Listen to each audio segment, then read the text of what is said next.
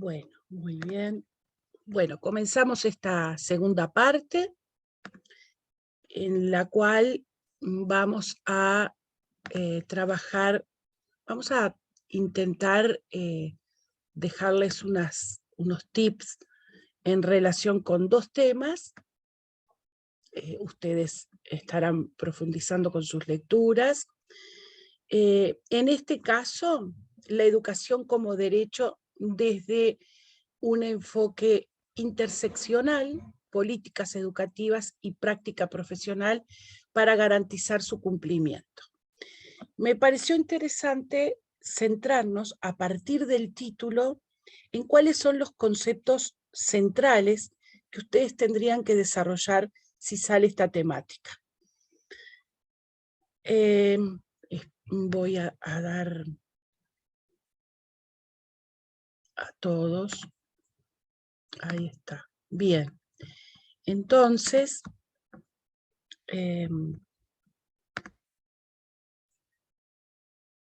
aguarden un minutito.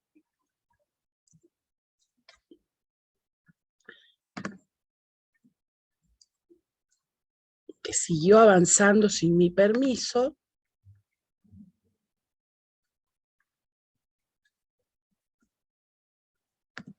Ahora sí. Entonces, ¿cuáles serían los conceptos centrales que ustedes tendrían que desarrollar si sale esta temática? La educación como derecho, desde un enfoque interseccional, las políticas educativas y la práctica profesional. Esos serían como los conceptos centrales que ustedes tendrían que desarrollar interrelacionados y teniendo en cuenta el aporte de ustedes en relación a esto. De qué manera la educación como un derecho y desde este enfoque garantiza el cumplimiento de las políticas educativas y garantizar su cumplimiento, ¿verdad? Entonces, a ver, vamos a seguir aquí. Demora un poquito en pasar.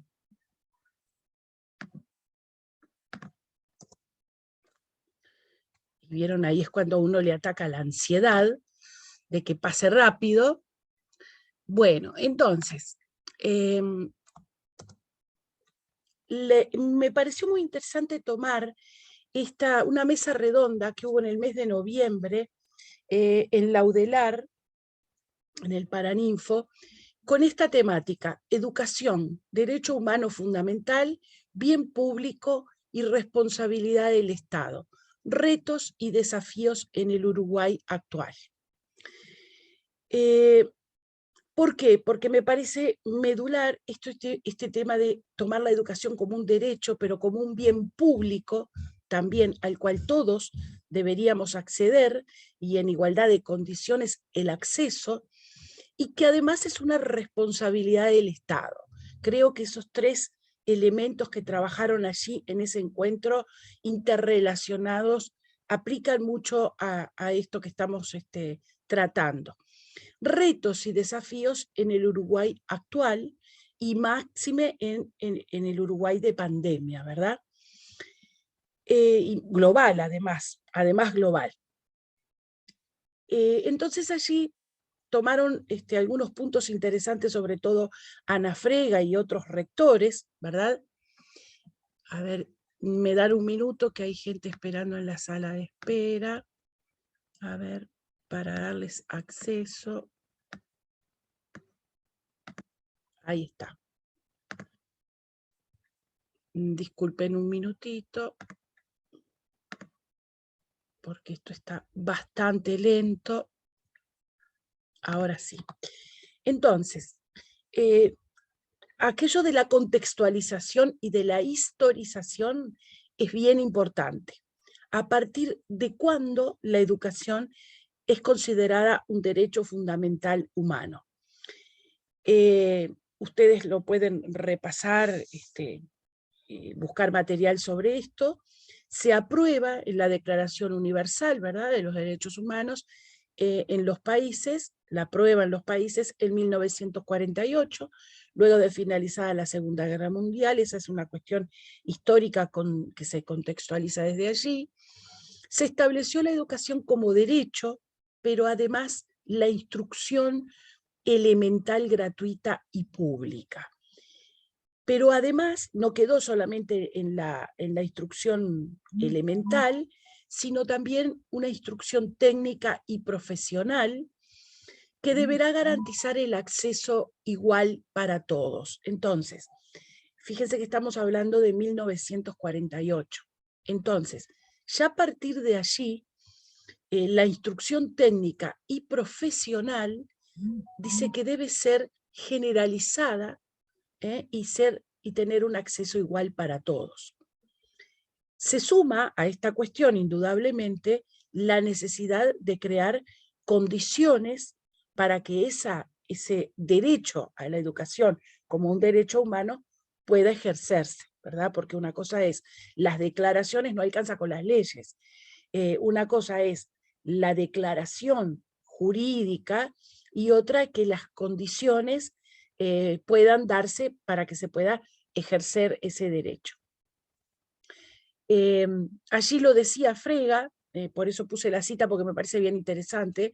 Sin embargo, no alcanzaba con establecer ese derecho, era necesario crear condiciones para que pudiera ejercerse. En 1985, voy admitiendo, la Cuarta Conferencia Internacional sobre Educación de Adultos estableció un nuevo derecho, estamos hablando en el caso de nuestro país, en la vuelta a la democracia, ¿verdad? El derecho a aprender, que iba mucho más allá de saber leer y escribir. Y miren, en esto quiero detenerme un minuto porque muchas veces se habla que la escuela, y existe también esa concepción, es para leer y escribir y contar, en otros tiempos se decía, ¿sí? Entonces, la escuela es mucho más que eso, ¿verdad?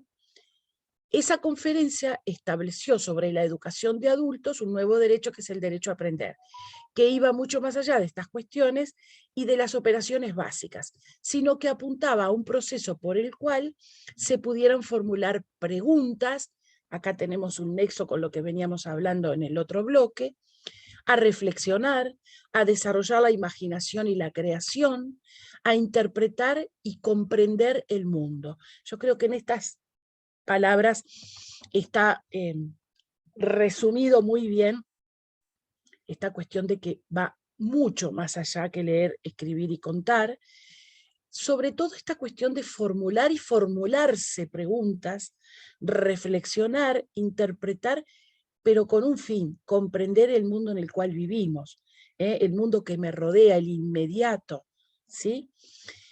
En el 2008 en Uruguay se aprobó la Ley General de Educación, acá ya vamos haciendo esa articulación entre lo histórico y lo que nos compete en este tema.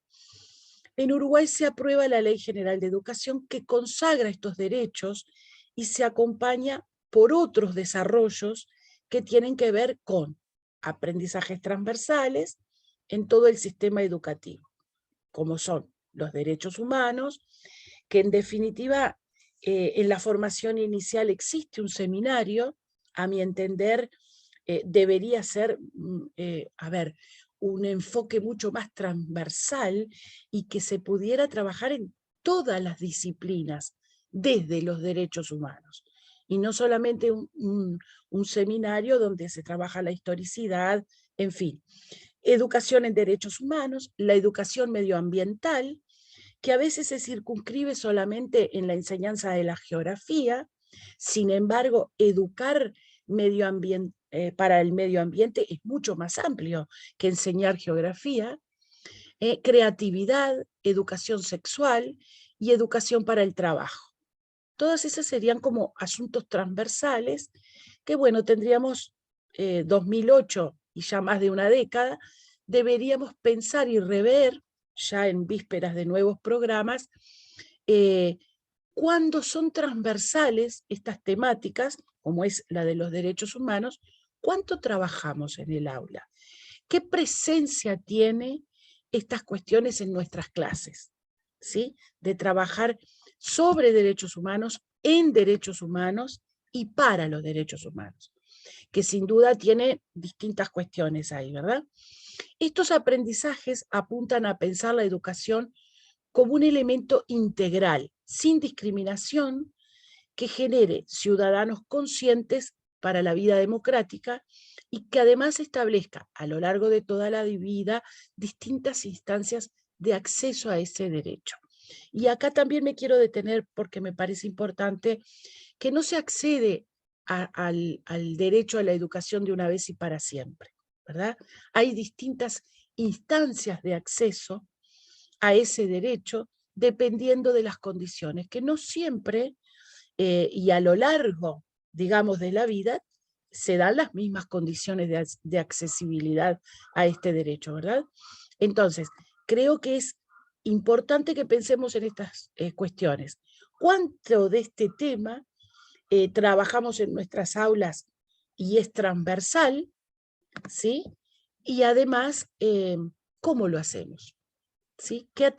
¿A qué atendemos cuando estamos trabajando en derechos humanos? Y no solamente ese contenido que aparece, ahora no recuerdo si es en quinto o en sexto, y que en general los estudiantes de formación docente se les da este tema para trabajar, ¿verdad? Entonces, creo que ya ahí tenemos un punto para pensar cuánto y de qué manera trabajamos los derechos humanos en nuestras aulas, ¿verdad? Bien. La UNESCO, me parece interesante que ustedes también citen qué es lo que dice la UNESCO cuando en realidad, proclama esto de la educación para todos. UNESCO define a la educación como un bien público social, un derecho humano universal y como objeto de políticas públicas. Ahí tenemos enlazados los tres asuntos, ¿verdad? Es un bien público, social, que todos debemos gozar de él y tener la accesibilidad a ello. Es un derecho humano universal plasmado en la Declaración de los Derechos Humanos y además es objeto de políticas públicas.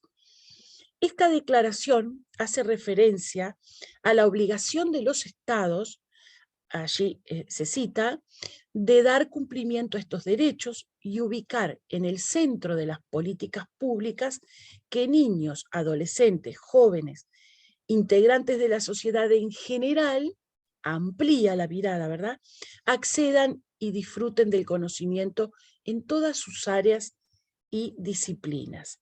Entonces acá hay dos asuntos importantes que son de qué manera las políticas públicas cumplen con esta cuestión de la accesibilidad y sobre todo al conocimiento, dice, ¿verdad?, en todas sus áreas y disciplinas.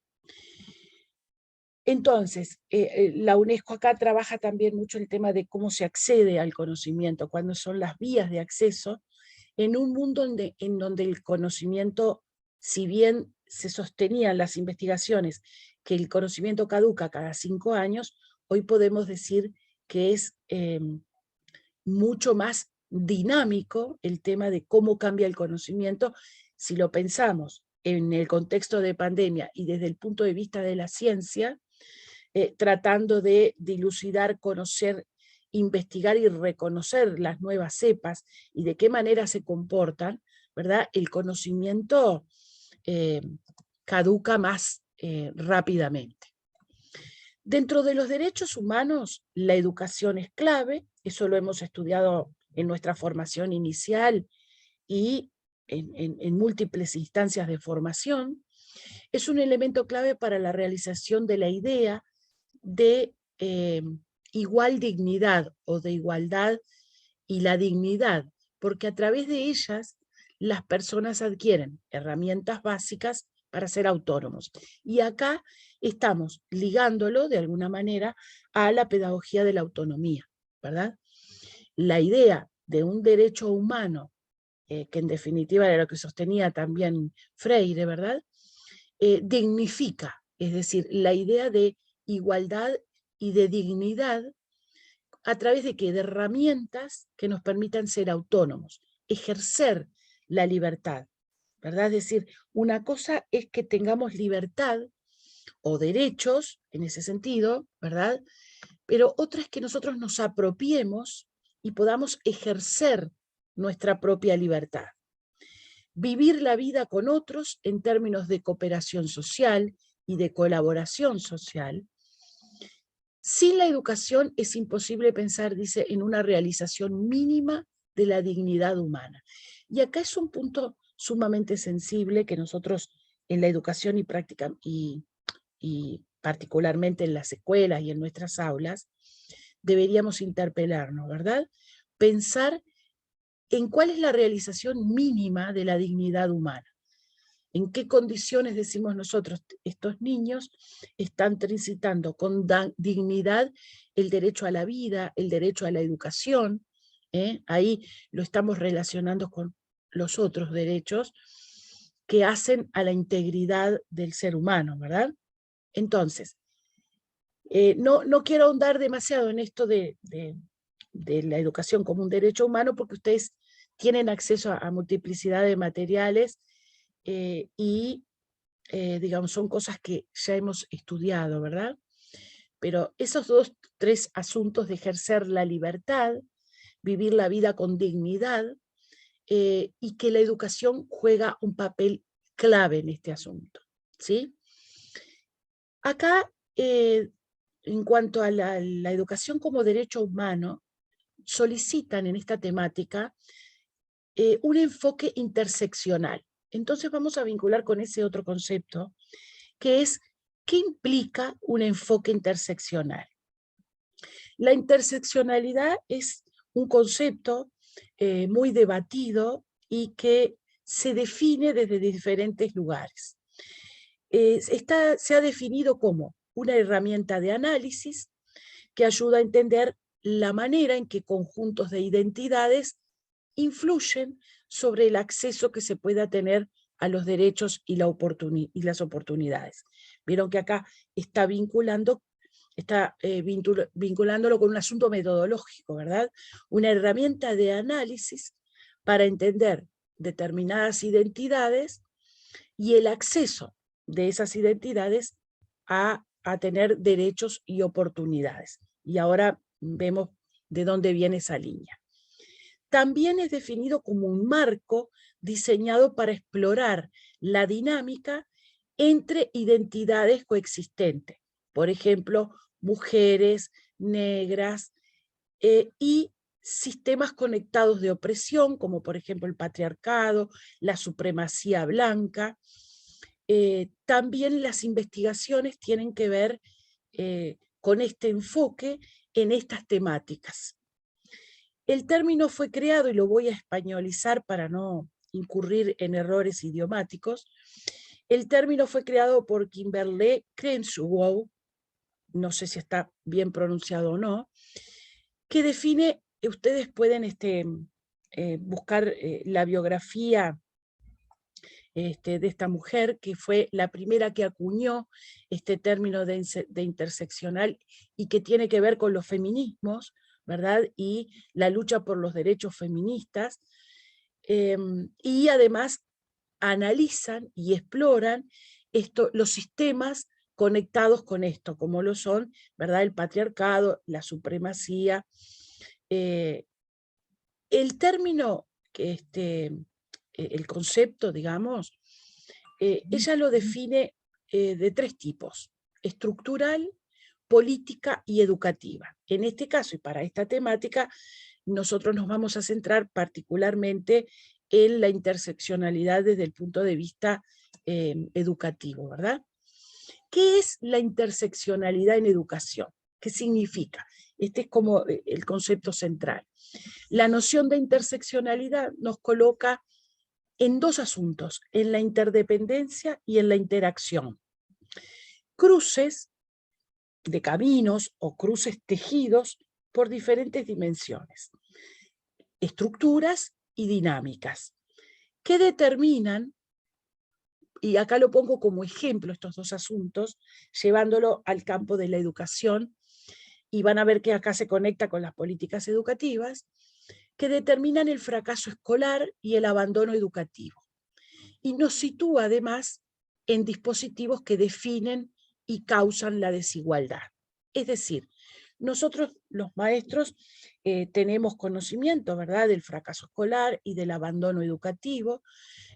Han sido asuntos investigados desde los distintos gobiernos y desde los distintos autoridades educativas, cuánto ha incidido el fracaso escolar y el abandono educativo en los aprendizajes y en los estándares que, bueno, que se proponen las autoridades, ¿verdad?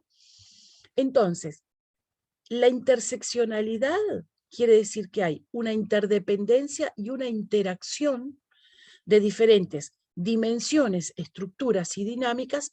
Por ejemplo, este ejemplo lo elegí yo, para el fracaso escolar. No hay un solo elemento, no hay una sola dimensión para abordar el fracaso escolar y el abandono, ¿verdad?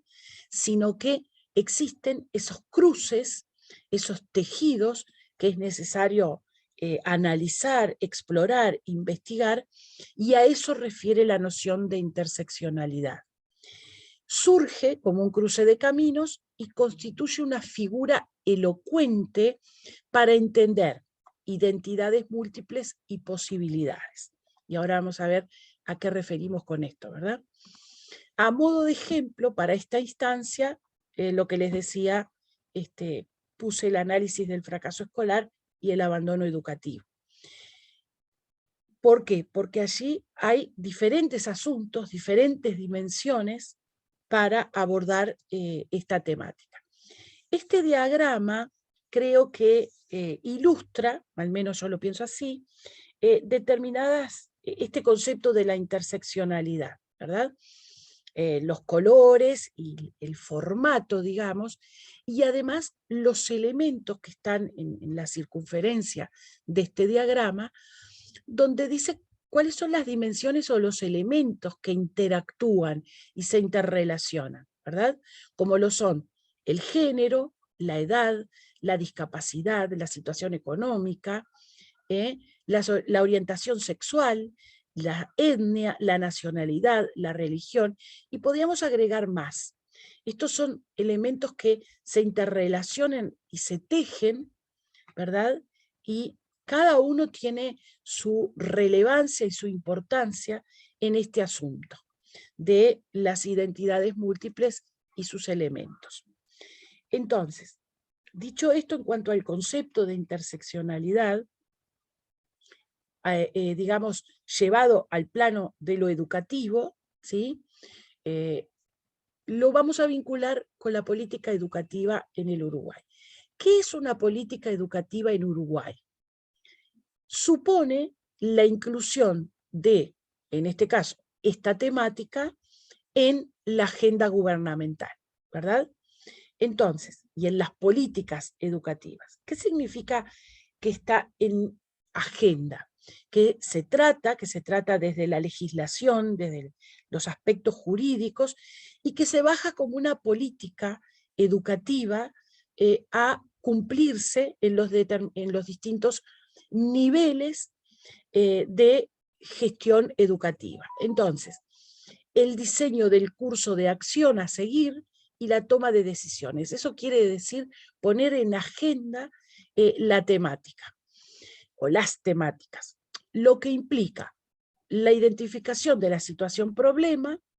Si volvemos al ejemplo que les traía, el fracaso escolar y el abandono, ¿sí? Indudablemente que hay muchísimos más, traje esos puntualmente porque las políticas educativas en general hacen mucho énfasis en esto, ¿verdad?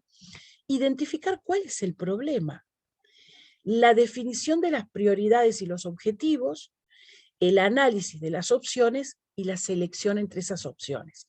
Una política educativa debería diseñar acciones a seguir y tomar decisiones en función de todos estos asuntos. Esa política educativa tiene que ir, en definitiva, ahora les voy a decir dónde conseguir esto para leer un poco más. Tiene que ir acompañada de un plan de desarrollo educativo, ¿verdad? Pueden estar muy bien definidas las políticas educativas, por ejemplo ahora las políticas educativas 2025, donde hay unas líneas de trabajo que se bajan, ¿verdad? Pero tienen que aterrizarse de alguna manera en un plan de desarrollo educativo. ¿Qué es un plan de desarrollo educativo? Establece una política nacional docente que incluya, en este caso, ¿verdad?, que estamos trabajando nosotros, la formación inicial, el desarrollo y la carrera profesional y las condiciones de trabajo. Esos tres componentes, ¿sí?, deberían estar en una política nacional docente, bien establecidos y concretos. Transformar el diseño y la gestión institucional, es otro de los elementos, profesionalizando los procesos y las funciones técnicos administrativas y de servicios. En el plan de desarrollo educativo que está en marcha y que, bueno, de alguna manera debemos aterrizarlo a las aulas para el cumplimiento de las políticas educativas, tiene que ver con esto, ¿verdad? Debe incluir un desarrollo y una carrera profesional. En la instancia de concurso, por ejemplo, es una de ellas, ¿verdad? Es decir, aquello que les decíamos en el primer encuentro, debe aportar al desarrollo profesional y también a las condiciones de trabajo. En este caso, acceder a cargos efectivos en este sistema primario, ¿verdad? Pero además debe transformar la gestión institucional. Nosotros podemos trabajar muy bien en las aulas, pero si no se transforma el diseño de gestión de la escuela, ¿sí?, y en todos los niveles, ¿verdad? Perdón. Habría como incoherencia, ¿verdad? Y profesionalizando esos procesos y sobre todo las funciones técnicos administrativas, que es todo un tema, ¿verdad? Es decir, acá tenemos todas las dimensiones. La pedagógica, la administrativa, que es necesario que vayan de la mano para que haya coherencia. El Plan de Desarrollo Educativo 2024, ¿a qué refiere? Refiere a las políticas educativas centradas en los estudiantes. Acá está citada en la página donde encuentran esto. Miren esto, centrado en los estudiantes. Se basan en un enfoque sistémico que pone en diálogo las complejidades de los subsistemas. Es decir, si nosotros pensamos en el estudiante, tenemos que pensar en la trayectoria educativa de ese estudiante. Desde inicial, cuando se incorpora el sistema educativo, primaria, secundaria, formación terciaria, universitaria, bachillerato, ¿verdad? Media, bachillerato, formación terciaria y universitaria, deberían ponerse en diálogo esas complejidades de estos subsistemas que muchas veces obturan que se puedan aplicar y llevar adelante esas políticas educativas. Los modelos de gestión y los modelos pedagógicos.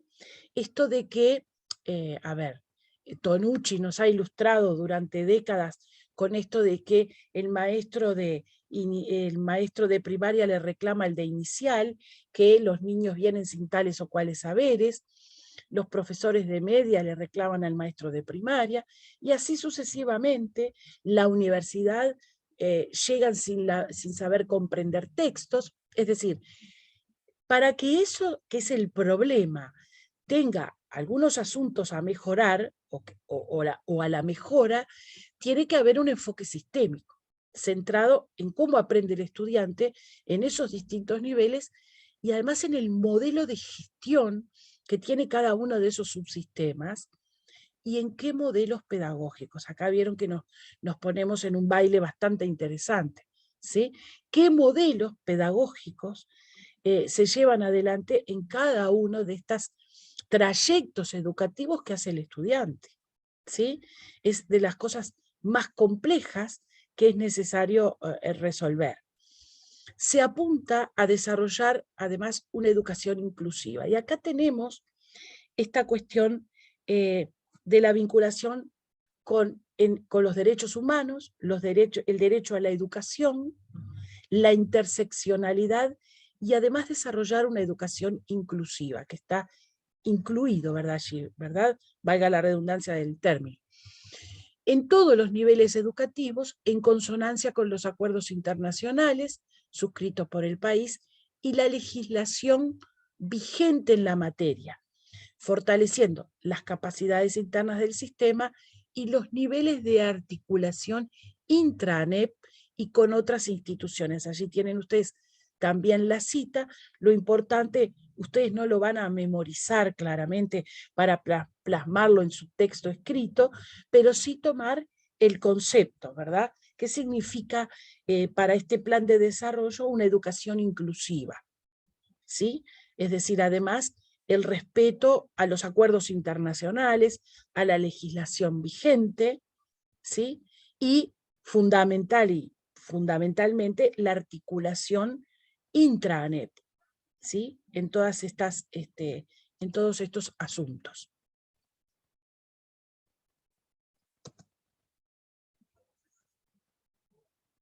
Bueno, a ver si me deja pasar al otro. Esto les queda, ¿verdad? No solamente en la grabación, sino que los vamos a subir en la página para que los que lo tengan disponibles a las presentaciones.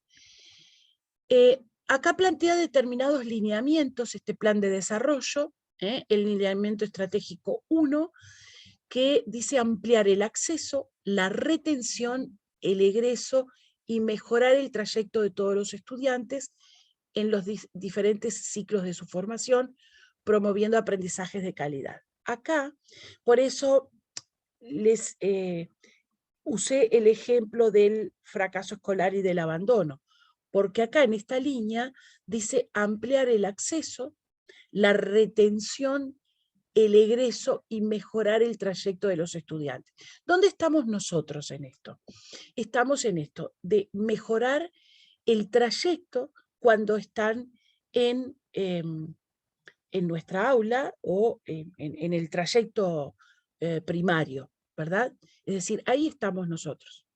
Porque ampliar el acceso escapa un poco a nuestras manos, ¿verdad? Pero la retención y trabajar sobre promover aprendizajes de calidad, ahí estamos nosotros los docentes, ¿sí?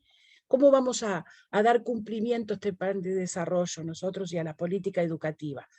Promoviendo con nuestro accionar, nuestra reflexión, todo lo que mencionábamos hoy, aprendizajes de calidad. No hay que temerle a la palabra calidad, ¿verdad? Es decir, porque tiene como muchos bemoles y se debate mucho sobre qué es el tema de la calidad y se vincula con otras cuestiones más bien del ámbito económico, financiero, en fin. Cuando nosotros decimos qué queremos que nuestros alumnos aprendan y qué quieren aprender ellos, ¿qué es para nosotros como docentes un aprendizaje de calidad? ¿Verdad? Que no está atado a la calificación, sino vemos cómo ese niño desarrolló determinadas herramientas, competencias, estrategias para resolver problemas, ¿sí? Porque en definitiva la vida se trata de eso, ¿sí? De resolver problemas. ¿Y qué conocimientos pone en juego y qué metodología, qué herramientas genera para resolver sus problemas cotidianos y con qué conocimientos? Los que trae de su hogar, ¿verdad? Y los que generamos en la escuela, a través de la interrogación, de la formulación de hipótesis, del análisis, todas esas cuestiones que nosotros hacemos en nuestras aulas promueven aprendizajes de calidad si los desarrollamos con coherencia, ¿verdad? Enseñándoles a fundamentar, a justificar sus acciones, argumentar básicamente, ¿verdad? Cuando nosotros sabemos si el niño aprendió, cuando él nos puede explicar y argumentar sobre ese asunto. Y esas son herramientas que generamos en la escuela y enseñamos. El objetivo estratégico 1.5, habrán visto que seleccioné, ¿verdad? Reducir las dificultades de acceso y mejorar la cobertura oportuna de niños en situación de discapacidad en edades de 6 a 11 años, mejorando sus aprendizajes y continuidad educativa. En este caso, nosotros en nuestras aulas tenemos niños con diferentes discapacidades, ¿verdad? Entonces, incluidos, ¿verdad? Entonces, aquello que yo les mencionaba ayer, la inclusión no solamente refiere a estos niños en situación de discapacidad, que puede ser en distintos niveles y con distintas cuestiones, sino también yo amplío en ese caso la inclusión a todos, ¿verdad? Debemos en nuestras aulas promover aprendizajes de calidad para todos los niños, para todos los que tenemos en nuestra aula. Y el objetivo estratégico 1.8 dice facilitar el acceso a educación media básica de los estudiantes en situación de discapacidad. Ahí hay cuestiones administrativas, pero hay otros temas que manejamos también los docentes cuando el papá de un niño con problemas específicos tiene dudas si puede ir a educación media básica o no. ¿Cuál es la inserción? El papá viene y te dice, ¿qué hago con mi hijo, maestro? Ayúdeme, ¿a dónde lo llevo? ¿A dónde lo mando? ¿Sí? Entonces, la política educativa tiene que facilitar el acceso. Nosotros podemos ser un nexo importante asesorando a esos padres, a esas familias, de que deben reclamar el acceso a la educación media básica con las condiciones que requiere su hijo o su hija de acuerdo a su discapacidad, ¿verdad? Nosotros en eso somos un apoyo fundamental. Colegas, les ha pasado a todos y en todas las épocas, sobre todo a los maestros de sexto año, ¿verdad? Que dicen, bueno, y ahora, ¿qué hago con mi hijo? ¿Por qué? Porque se acaba de alguna manera, la familia siente que se acaba esa burbuja de contención que es la escuela, ¿verdad? La escuela contiene básicamente, enseña, tiene como cometido enseñar, pero también educa y contiene, ¿sí? Por eso los papás, las familias se ven desprotegidos una vez que egresan de la escuela. Entonces, otro de los asuntos de política educativa son justamente asegurar el acceso. El plan de desarrollo también dice que la educación inclusiva es una perspectiva de partida. También quiero decirles en cuanto a la documentación que el plan de desarrollo menciona que el marco de desarrollo curricular de niños y niñas de 0 a 6, el documento base de análisis curricular, es decir, todos los documentos que han sido elaborados en estos últimos años son el punto de partida, que es bueno también que ustedes en su escrito lo mencionen, ¿verdad?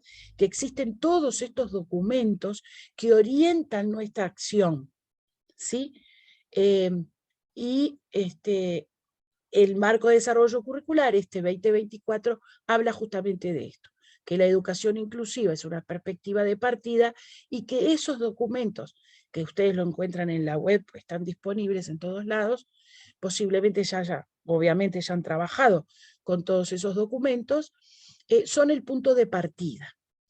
La educación inclusiva, dice allí, en este plan de desarrollo, puede ser concebida como un proceso que permite abordar y responder a la diversidad de las necesidades de todos los educandos. Acá vieron que, insisto con esto, a través de una mayor participación en el aprendizaje, en actividades culturales y comunitarias, y reducir la exclusión dentro y fuera del sistema educativo. Y acá hay un asunto que tenemos que analizar y reflexionar, y es, por algo dice la exclusión dentro y fuera del sistema educativo, ¿verdad? Es decir, la exclusión se da en todos los niveles y también se da dentro del sistema educativo, ¿sí? Nosotros a veces generamos acciones que excluyen más que incluir, ¿sí? Entonces, también pensar sobre estos asuntos. Lo anterior implica cambios y modificaciones de los contenidos, de los enfoques, de las estructuras y de las estrategias basados en una visión común para todos los niños que abarca en edad escolar y la convicción de que es responsabilidad del sistema educativo regular a todos. A ver, quiero sintetizar esta idea.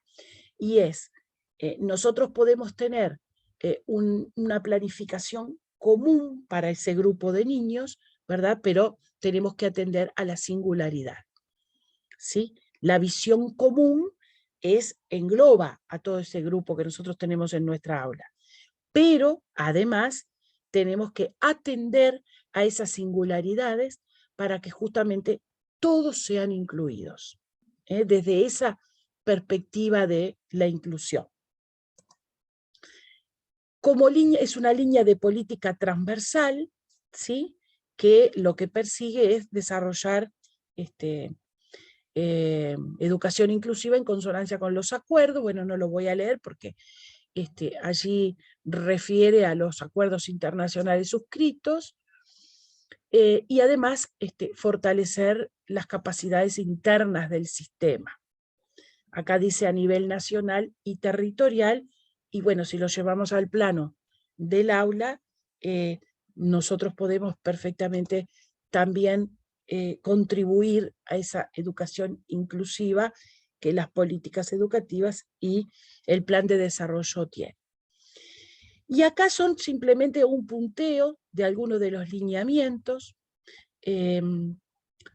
reducir la inequidad, ampliar el acceso, transformar la propuesta curricular en todos los niveles, fortalecer la gestión de los centros, promover comunidades integradas de aprendizaje. Ahí nosotros tenemos un papel muy importante, que nuestra escuela, que nuestras escuelas sean gestionadas no solo por el director, que es quien tiene funcionalmente, digamos, ese mandato, pero la escuela la gestionamos todos, colegas, ¿sí?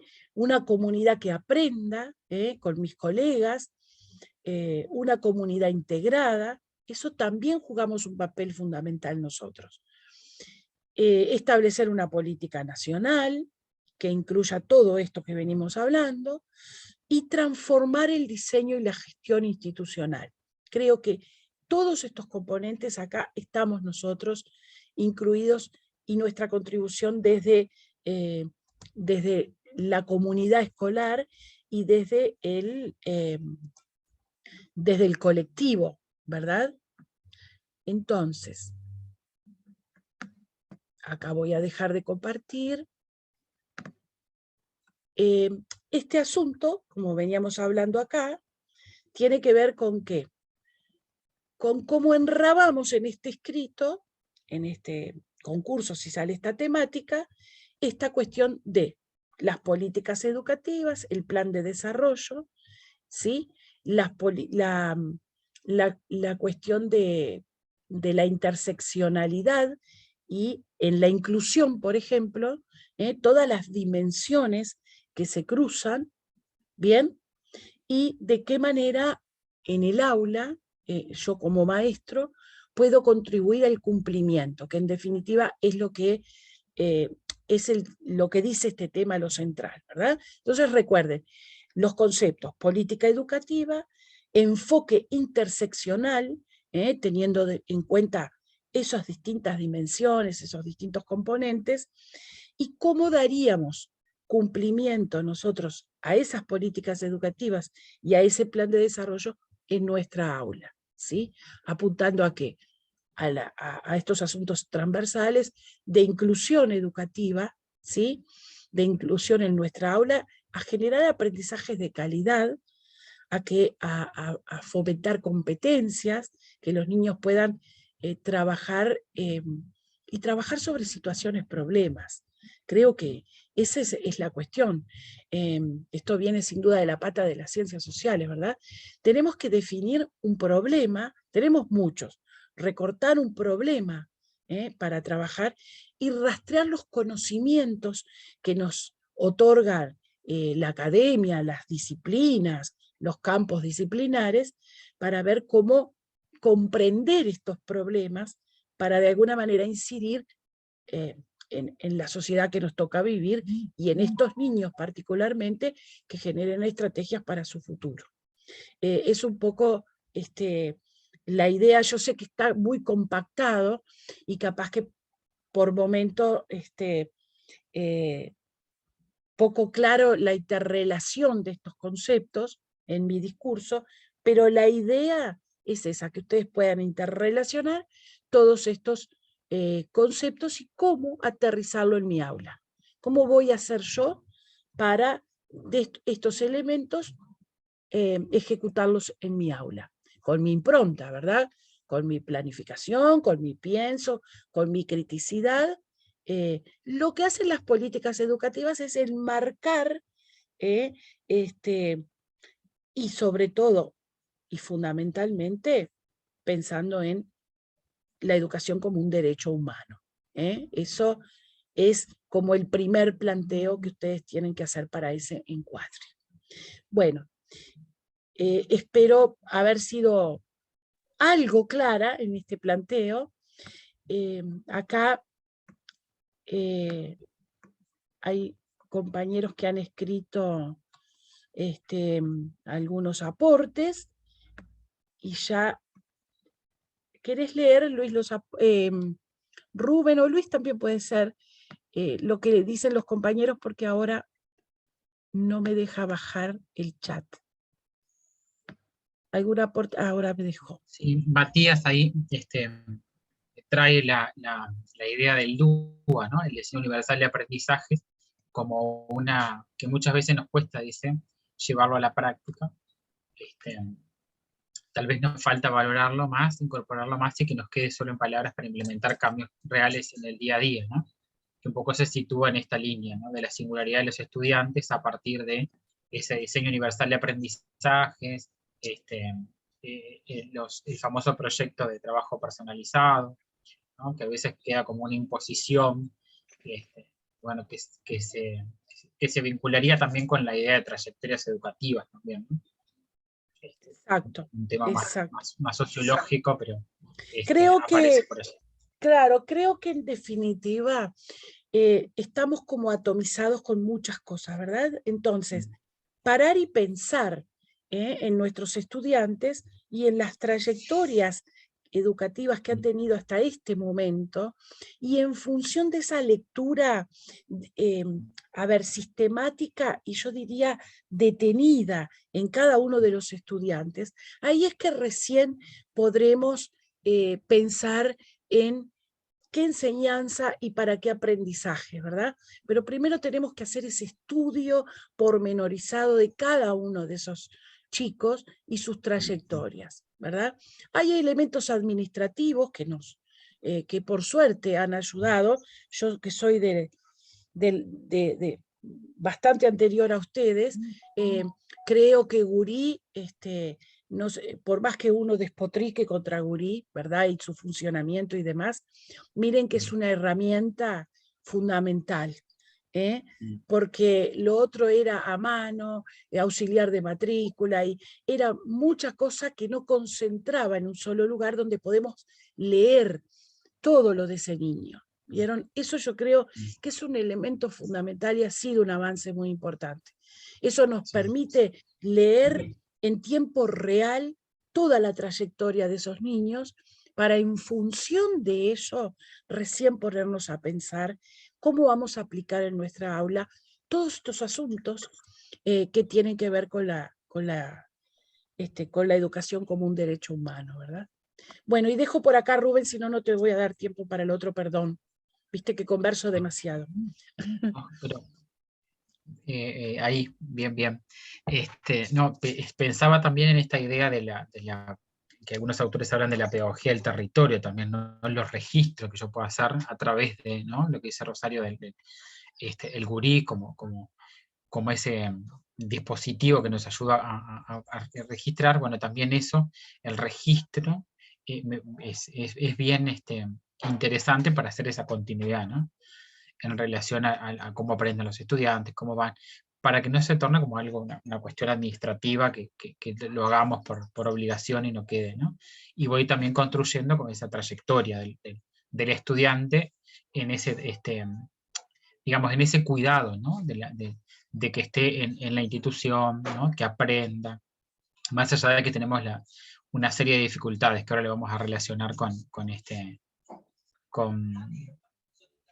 lo que es las, digamos, como las líneas allí de la profesión docente y cuáles son como los entretejidos también de eso, ¿no? Ahí Rosario Bien, está mostrando. sí, solamente para mostrarles esto, que ustedes lo googlean y aparece en la página de la ANEP, es el Plan de Política Educativa 2025, ¿verdad? Ese es uno, y el otro, porque así ya te doy el hospedador, y este es, a ver, el plan de desarrollo. Bueno, bajé, todos los que bajé son plan de política educativa, pero encuentran el plan de desarrollo en la página de la ANEP, del CODICEN. Y este también es interesante que lo lean, colegas. Transformación curricular integral, hoja de ruta. Es importante que ustedes mencionen todos estos documentos, ¿sí? Máxime si toca este tema, ni qué tal vez, ¿verdad?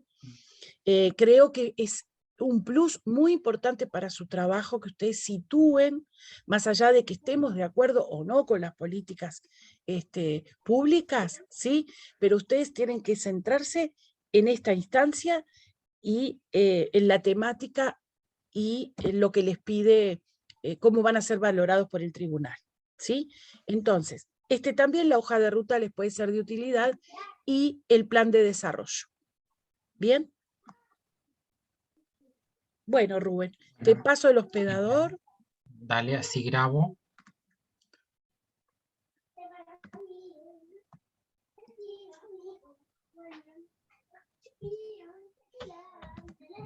Voy a cerrar la puerta acá que anda parecita. La veo.